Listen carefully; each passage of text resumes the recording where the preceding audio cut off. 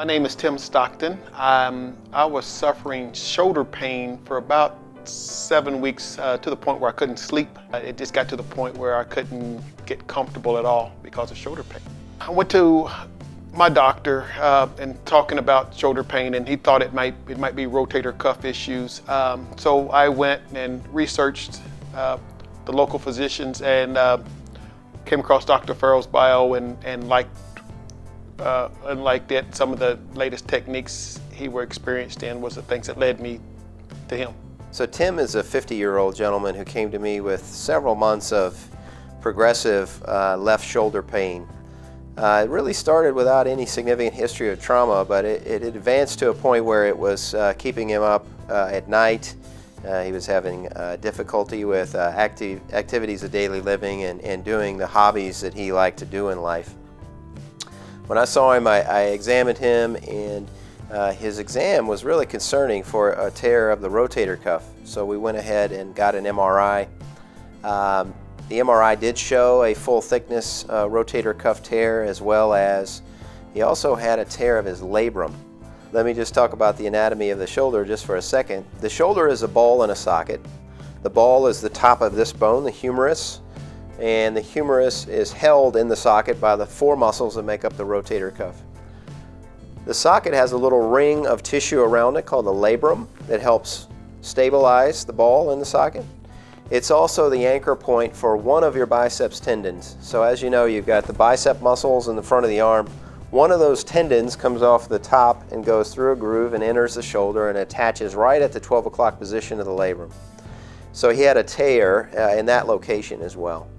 He was experiencing the latest techniques in arthroscopic shoulder surgery. Talking with my doctor, feeling like that's probably the way it was going to end up, that made sense for me to talk with Dr. Farrell about the latest techniques and what that would entail for me in terms of recovery, time away from not being able to do the things I wanted. So that's what led me to Dr. Farrell. I mean, for me, being my first surgery, it was a pretty big deal to pick somebody I was comfortable with, and meeting with Dr. Farrell, hearing his approach to surgery, for me, feeling like he was really upfront with me, telling me how this was going to play out, how this would work, really was comforting for me to hear. So that was something I was looking for.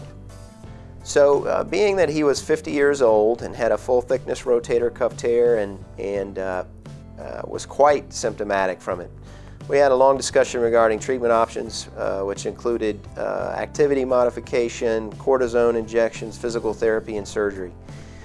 Tim elected to proceed with surgical intervention. So we went to the operating room where he had a rotator cuff repair, as well as for the labrum. What we did was to clean out the tear, and then we actually relocate the biceps down the arm. And that's called the biceps tenodesis, where there's different ways to do it, but in his case we place the biceps tendon in a tunnel into the bone. And over time the bone heals and that makes that a secure fixation. So after that, Tim was in a sling for 6 weeks to protect the rotator cuff repair. He was able to move his elbow, but he was not able to lift anything heavier than a pound to protect the tenodesis repair. And then after that, we took him out of the sling and really worked hard on regaining all of his range of motion, and then we proceeded to strengthening.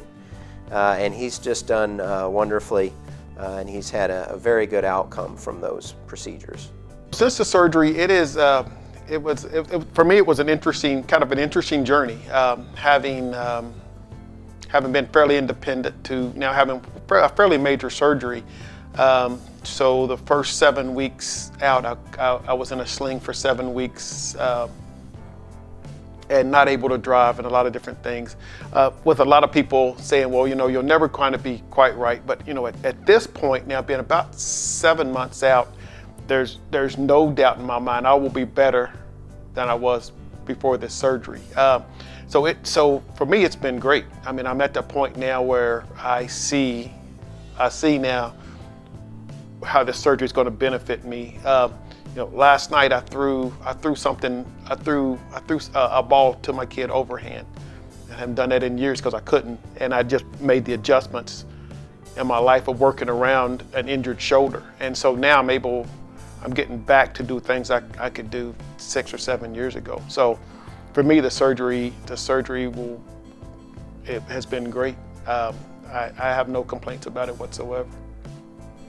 And part of what had happened to me, I was starting to work around my injury. I could figure workarounds, but I figured at some point in my life, this injury is going to catch up with me if I don't take steps to correct it. And so that's what I've done. So I'm really starting to now do things that I really hadn't done in years and I didn't think about.